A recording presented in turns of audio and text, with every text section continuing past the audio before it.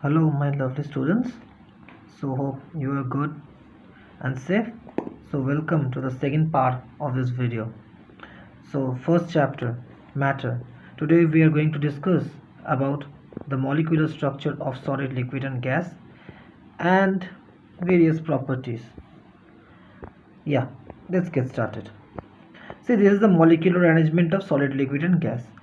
By going through this diagram, you can see solids are very closely packed and liquids are less closely packed to that compared to solids, and gases are least closely packed. Okay, so the intermolecular space or the space between the molecules of solid is minimum in case of solid. The intermolecular space between the molecules in liquid is moderate but more compared to solid, and it is maximum in case of gases. Next up, we have force of attraction.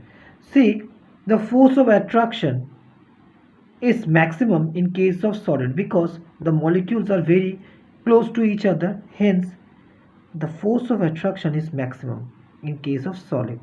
Now the liquid, in case of liquid, the force of attraction is less than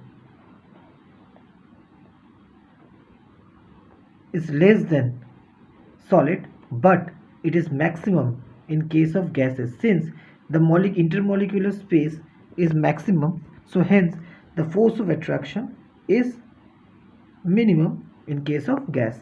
Now energy, each and every molecule have kinetic energy inside of them, which helps them to move, right, to vibrate in their mean position. They have a stable position, like they have a stable position, and in this, suppose this is a mean position or the average position, and their molecules have a tendency to vibrate up and down. But if they have enough of energy, then they can do that. But see, if they are very close to each other, they cannot possess the energy, and it will be very tough for them to vibrate. So the energy in case of solid is minimum, and for liquid it is moderate, and for gases it is maximum. Now when the molecules possesses the energy maximum, they have this tendency to move in a particular direction or a random direction. Since the solids, there is no energy or very less or minimum energy, and they are very closely packed to each other, so therefore their mobility is almost nil. But liquids, when you place a liquid, it will try to move, right, it will try to move, it try to flow. So hence moderate in case of liquid, but there will be some mobility. But in case of gas, it is maximum. So that's the reason why, suppose you have you burn a incense stick in some other room, and due to the gas maximum energy in molecules, they have a tendency to move in a zigzag direction, hence they will flow. That's why you can smell the incense sticks fragrance in from the other room also. Okay, now coming to the other properties, because of these properties we can see what happens in case of this. First is compressibility. Compression means pressing. Suppose these are two molecules and we are putting force on this side, this is called compression. Okay, now in case of solids are least compressible, liquids are still compressible. Okay, you can compress a liquid, you bring down a solid liquid and try to compress it, yes you can, it's moderate. But gases are highly compressible. Why? Because of the reason they have more and more intermolecular space between them. We can compress and bring the molecules close to each other since they have less force of attraction. But in case of solids, they are very compact, they don't have any space, so it is not possible to compress them. Compression is this kind of force. Okay, this is compression. Now shape. Solids, yes, they have a definite shape because the molecules are very close to each other, hence they have a perfect shape. Liquids, they don't have any kind of shape, neither gases. They take the shape of the container in which they have kept. Now volume, obviously you can see they have liquids and solid have a definite volume, but gases don't have any volume, right? Fluidity, fluidity means what is fluid? Anything which can flow is called fluid. Now gases and liquids, yes, they have enough of intermolecular space, their molecules have energy, so they can move in some direction, so hence they can flow. So fluidity in case of solid, it is not possible, so no. Now in case of liquid, yes, they can flow, yes, but moderate. Now when it comes to gases, yes, gases can flow and more, maximum, as they have much amount of intermolecular space between them, and the gases can easily move, they have less force of attraction between them, so hence the fluidity is maximum in cases. Diffusion, diffusion means nothing but the combining, right? Diffusion means when you are mixing two liquids, suppose you have spirit and you have water. If you are mixing, it can be easily get mixed, and you are trying to mix two solids, say I give you a copper ball and I give you an iron ball, can you mix them easily? No, it is not possible, it is very tough, so hence it is not possible to get diffused. So in case of diffusion is minimum, yes, under special circumstances by melting or some other process, yes, we can diffuse solids also, but liquids can be easily mixed up. Why these things? And yes, it is also, gases are also diffusible and it is maximum. Why these things happen? Suppose I draw four molecules of this one, is a liquid one, suppose, and we bring down another liquid. So what will be, suppose this is what will be the result? The result will be like this. See, the result will be something like this. The third liquid form, it is diffused of two.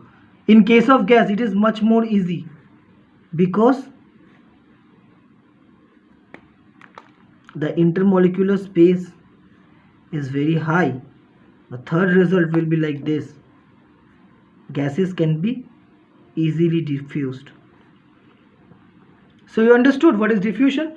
Packing of molecules. Packing of molecules means how much closer the molecules are to each other. So yes, packing of molecules is maximum. It is moderate, as it is more than liquid solid, because you can see the structure, the packing, the liquid molecules, and it is, in case of gases, the packing of molecules is minimum. Density, density means mass by volume. Okay, the gas for a particular amount of volume, a solid will have, definitely it will have more number of molecules, so for solid it will be maximum, for liquid it will be moderate, and minimum in case of gas. Viscosity, what is viscosity? Viscosity is nothing but liquid friction. Since solid is not a liquid, so it don't have any viscosity.